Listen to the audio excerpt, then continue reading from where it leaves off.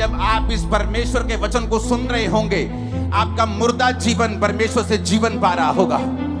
आपका मुर्दा बिजनेस जागने की तैयारी कर रहा होगा। आपके मुर्दा गर्भ जनने की तैयारी कर रहे होंगे। आप देख लेना, आप यहां आए जरूर हो फ्रूटलेस, लेकिन आप जाओगे फ्रूटलेस नहीं। क्योंकि जब आप परमेश्वर के वचन को सुन लोगे जिसमें परमेश्वर का सांस मिला हुआ है, तो आप वही जीवन को पाओगे जो आदम ने पाया था। आज इसीलिए लोगों के घरों में जीवन नहीं है। वो मैरिड तो हैं, उनकी मैरिड लाइफ में जीवन नहीं। बिजनेस तो करते हैं, उनके बिजनेस में जीवन नहीं।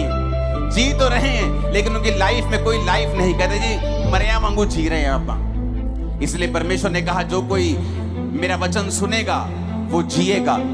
अगर कोई मृतक मेरा वचन सुनेगा, जितने मृतक परमेश्वर का वचन सुनेंगे वो जी उठेंगे, बाइबल कहती है।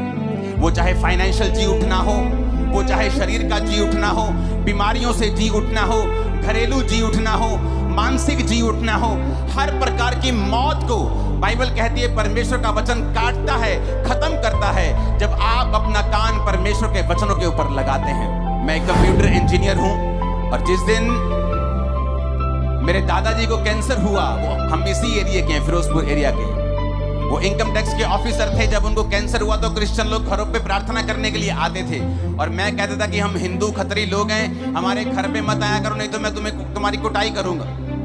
तुम लोग अंग्रेजों का धर्म फैलाने के लिए यहाँ पे आते हो, तुमने पहले इंडिया के 2 टुकड़े कर दिए, अब तुम चाहते हो कि हम तुम्हारा धर्म भी माने ताकि तुम्हारा इनडायरेक्टली कब्जा हम पे रहे।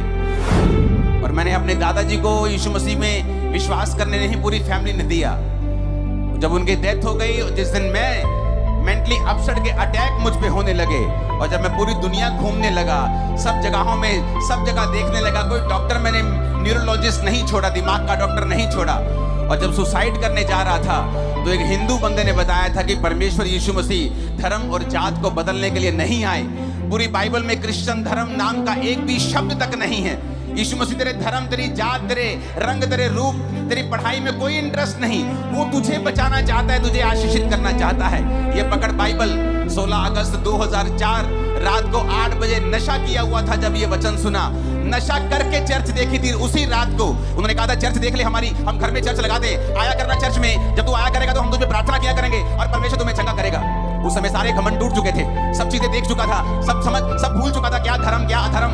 नशों में अपना जीवन बिता रहा था, कोई इलाज नहीं हो रहा था। मैंने कहा चलो ठीक है, इतनी जगह गया हूं, इन ईसाइयों की बात भी सुन लेते हैं। जिस दिन पहली प्रार्थना हुई थी उस दिन ये समझ आ गया था कि अगर कोई मेरा हल कर सकता है तो वो प्रभु यीशु मसीह हैं, वही हैं जो मुझे आजाद कर सकते हैं।